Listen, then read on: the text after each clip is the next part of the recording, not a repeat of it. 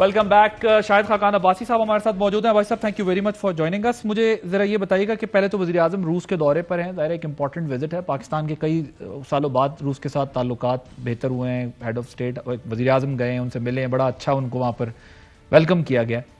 साथ ही यूक्रेन वाला मामला भी हो गया। पाकिस्तान मुस्लिम लीग नवाज की इस सारी पॉलिसी पे क्या पोजीशन है?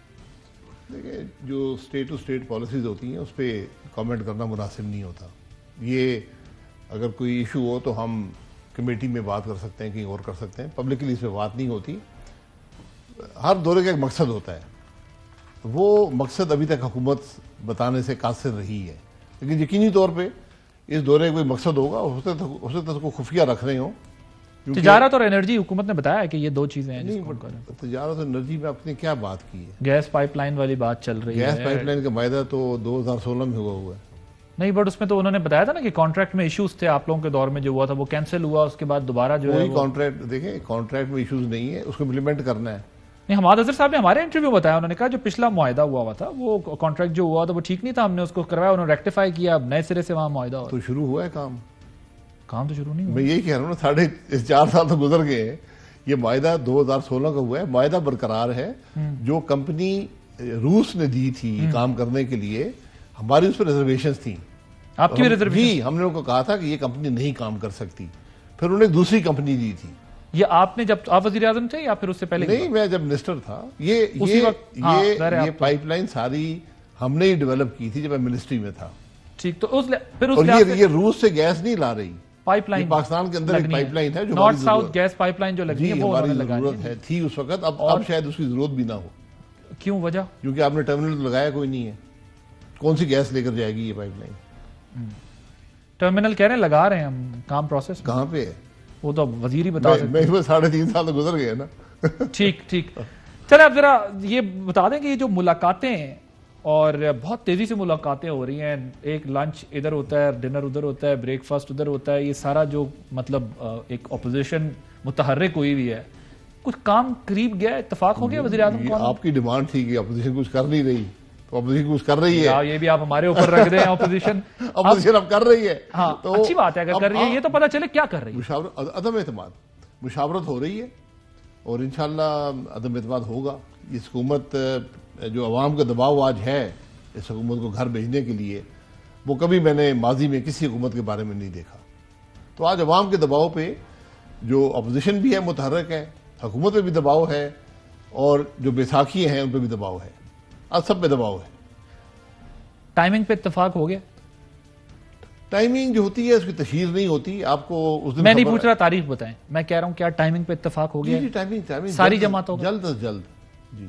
और सब कह रहे हैं इसी तारीख को, 1 तारीख को फिक्स कर ली? नहीं, फिक्स अभी नहीं हुई, तारीख हो जाएगी। देखिए, उसके अंदर कुछ आपने चीजें तय करनी होती हैं कि कैसे आपने मैनेज करना है। इसकी मैनेजमेंट एक बड़ा मुश्किल काम है। मैंने एक अदम एतमाद की हुई है, तो मैं जानता हूं कि किस किस्म के मसाइल आपको आते हैं। तो ये मार्च तक चला गया काम? जी, मार्च तो आगे, परसों मार्च है। परसों तो नहीं, और चले तरसों चौथ, लेकिन फरवरी आज 24 तारीख, 25 आ गई है, मार्च तक चली गई। 25-26 जी, मार्च में। मेरे ख्याल अगले 2-3 दिन में शायद नहीं होगा, ये मार्च तक ही, मार्च के में ही होगा। मार्च के मिड में होगा या नहीं? अब मैं कोई तारीख नहीं कह सकता। तारीख नहीं पूछ रहा सर मैं, मिड, स्टार्ट, एंड। देखिए, मार्च में ही होगा, ये मेरा जाती ख्याल है। इसमें शायद डिले, मेरा नहीं ख्याल जरूरत है डिले करने की। उससे वजीर आजम के नाम पे इत्तेफाक हो गया? वजीर आजम के नाम पे इत्तेफाक होना भी जरूरी नहीं है, क्योंकि लेकिन लड़ाई तो अभी, मेरा मतलब बहस तो भी एक बड़ी राय हमारी जमात के अंदर यही राय है कि नई हुकूमत ना बनाई जाए। और पीपल्स पार्टी का ख्याल है कि नहीं, उनका भी ऐसा ख्याल नहीं है, राय सबकी है। मैं तो जाती तौर पर यह समझता हूं कि हुकूमत बनाने का मकसद मुझे समझ नहीं आता, क्योंकि आपको आज अवाम के पास जाना चाहिए, उनसे नया मैंडेट लें और नई हुकूमत बने जो मुल्क के मसाइल हल करे। सर, बोन ऑफ कंटेंशन तो है ही ना? नहीं, बोन ऑफ कंटेंशन ये नहीं है, ये नहीं है। क्या है? आपको मैनेज करना पड़ता है ना। आपने 162 लोग आपके अपने हैं, उनको मैनेज करना पड़ता है। फिर जो आपको 10 लोग और चाहिए, जिसमें से एक जमात इस्लामी की हैं, अगर वो आगे तो 9 और चाहिए होंगे, वो आपको लोग मैनेज करने पड़ेंगे। फिर उनको कैसे आपने प्रोटेक्ट करना है हर किस्म के असर से। Defection clause? नहीं, डिफेक्शन क्लॉज नहीं। वहां वाले आ रहे हैं, गवर्नमेंट वाले जो 24 हैं आपके पास? जी, गवर्नमेंट के वहीं से लोग आएंगे, और कहां से आएंगे? नहीं, वो तो इत्तेहादियों को वो तरीन साहब के भी लोग हैं ना, ग्रुप के लोग। इत्तेहादी और हैं, तरीन साहब भी पीटीआई के एमएनए ही है ना। हाँ, तो वो तो डिफेक्शन क्लॉज लगेगी ना अगर वो आपके नहीं, साथ डिफेक्शन क्लॉज नहीं लगती। क्यों, वजह? डिफेक्शन क्लॉज अमल के बाद लगती है। तो अमल हो जाएगा उसके बाद तो जाहिर है डिफेक्शन क्लॉज। आप डिफेक्शन क्लॉज अप्लाई करें उनके ऊपर, आपको इलेक्शन कमीशन में लिखना पड़ेगा। हाँ। वो कंटेस्ट करेंगे तो वो डिफेक्शन क्लॉज तो लगेगी ना, यानी आप आगे आप वक्त डिफेक्शन जब मैं अगर वोट दूं, और ये भी डिबेटेबल है कि ऐसे मामले में वोट का क्या असर होगा, लेकिन उससे पहले तो नहीं डिफेक्शन क्लॉज लग सकती, मैंने अगर कुछ किया ना हो।